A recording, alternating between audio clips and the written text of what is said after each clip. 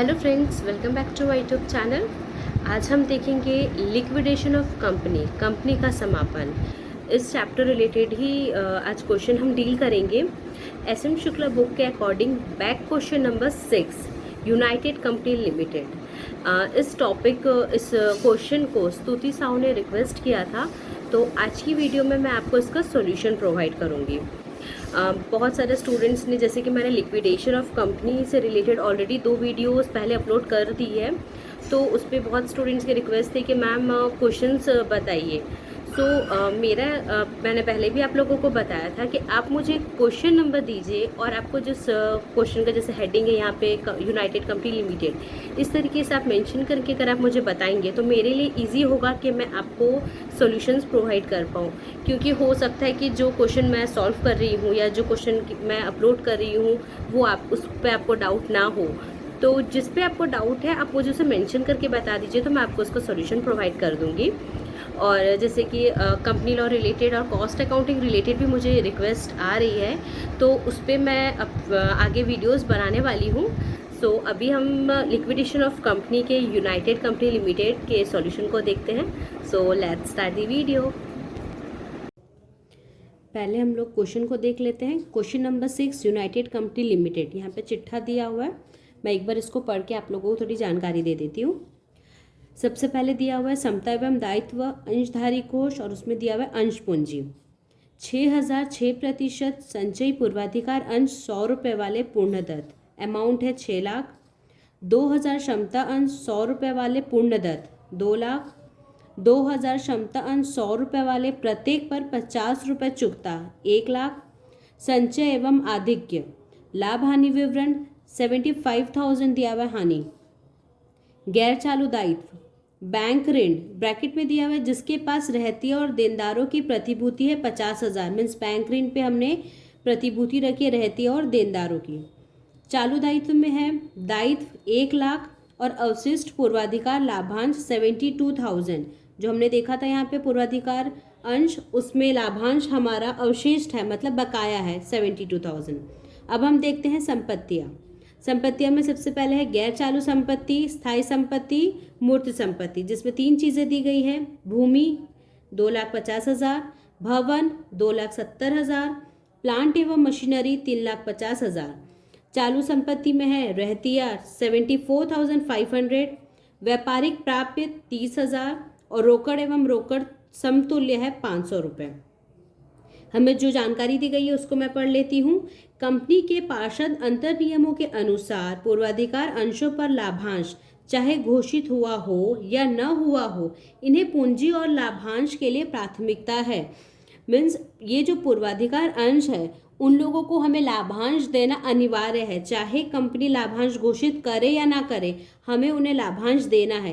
जैसे हमें यहाँ पे दिया हुआ है कि हमारे अवशिष्ट लाभांश कुछ है, मीन्स हमें इसका भुगतान करना होगा, ये हमारे लिए अनिवार्य है। कंपनी का ऐच्छिक समापन हुआ है और इसको स्थायी संपत्तियों, रहतिया और व्यापारिक प्राप्य से 7,50,000 रुपये नगद प्राप्त हुए। समापन का व्यय है 500 रुपये। निस्तारक ने आंशिक चुकता किए हुए 2000 क्षमता अंशों पर 50 रुपये प्रति अंश की दर से याचना की और यह राशि पूर्ण रूप से प्राप्त हो गई। निस्तारक का अंतिम विवरण खाता बनाइए। ये जो 2000 क्षमता अंश है 100 रुपये वाले थे जिसमें 50 रुपये चुकता थे, शेष 50 रुपये के लिए मांग की गई और उसमें उनको सारी राशि पूर्ण रूप से प्राप्त हुई है। तो ये हमारे पास अमाउंट आई है, इसको भी हम लोग इसमें लिखेंगे। तो चलिए बढ़ते हैं सॉल्यूशन के तरफ। सबसे पहले हम लोग लिखेंगे निस्तारक का अंतिम खाता विवरण यूनाइटेड कंपनी लिमिटेड। ठीक है, मैंने यहाँ पे कॉलम बना लिया है, जो फॉर्मेट है उसके अकॉर्डिंग इस साइड हम लिखते हैं प्राप्तियाँ, राशि, भुगतान, राशि। सबसे पहले हम लोग लिखेंगे रोकड़। जो हमने चिट्ठे में देखा था रोकड़ था हमारे पास 500 रुपये, तो उसको मैंने लिख लिया क्योंकि ये तो हमारे पास ऑलरेडी रहता ही है, जो हमारे पास हाथ में नकद है। फिर हम लिखेंगे संपत्तियों की वसूली से। अब हम वो राशि लिखेंगे जो हमने वसूल की है।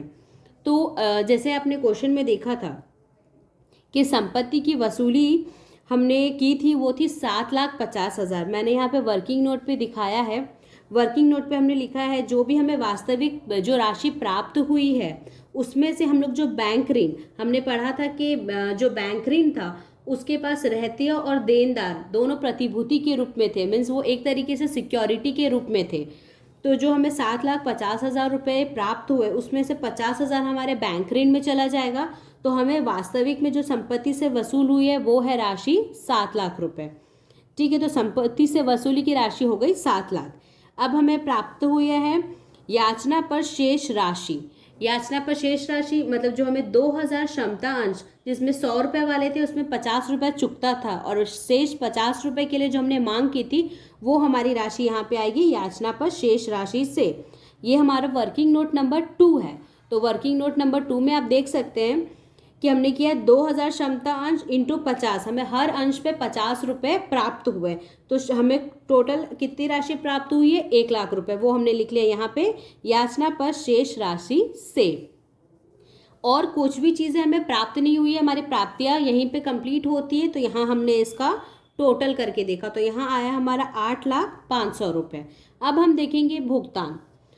भुगतान में हम सबसे पहले जो निस्तारक होते हैं उनका पारिश्रमिक देते हैं या फिर जो पहले कानूनी व्यय होते हैं उनको देते हैं, तो यहाँ पे कोई भी कानूनी व्यय नहीं है, फिर निस्तारक का पारिश्रमिक। तो क्वेश्चन में हमें कहीं पे भी नहीं बताया गया है कि हमने किसी निस्तारक को पारिश्रमिक देना है या फिर हमने किसी निस्तारक को कुछ अमाउंट देनी है, तो यहाँ निस्तारक का कोई रोल नहीं है। तो उसके बाद हम जो लिखते हैं वो है समापन व्यय। तो समापन व्यय यहाँ पे हमें दिया हुआ है 500 रुपये।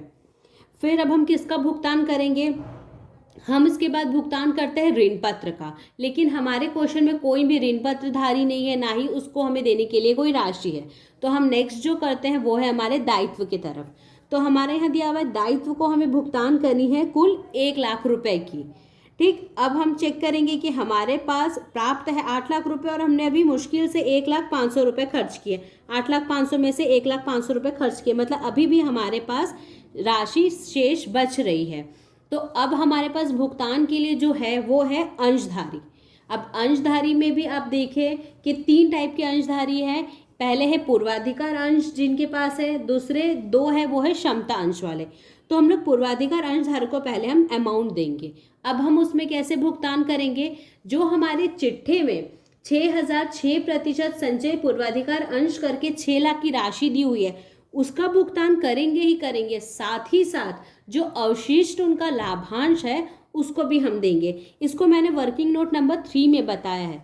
वर्किंग नोट नंबर 3 पूर्वाधिकार अंशधारी संचय पूर्वाधिकार पूंजी, जो उनकी जो पूंजी है 6 लाख रुपए जो हमें चिट्ठे में दी गई है, उसमें हम किसको जोड़ेंगे, अवशिष्ट पूर्वाधिकार लाभांश, मीन्स 6 लाख प्लस 72,000, तो हमारी कुल राशि बनती है 6,72,000। तो हम यहाँ पे पूर्वाधिकार अंशधारी को दे देंगे 6,72,000।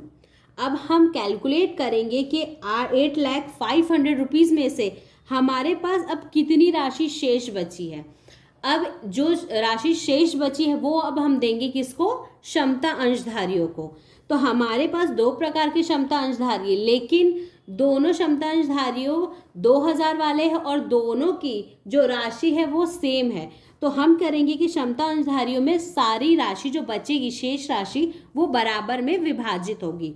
हमने कैलकुलेट किया तो हमारे पास जो शेष राशि बच रही है वो है सिर्फ 28,000, मीन्स टोटल 2,000 प्लस 2,000 4,000 क्षमता अंशधारी को हम कुल मिला के कितनी राशि देंगे, 28,000। अब ये 28,000 उनमें कैसे विभाजित हो रही है वो मैंने आपको वर्किंग नोट में बताया। वर्किंग नोट नंबर 4 क्षमता अंशधारी। क्षमता अंशधारी को कौन सी राशि मिली है, जो शेष राशि है। शेष राशि कितनी है, 28,000, वो भी कितने में हमें विभाजित करनी है, 4,000 क्षमता अंशधारियों में।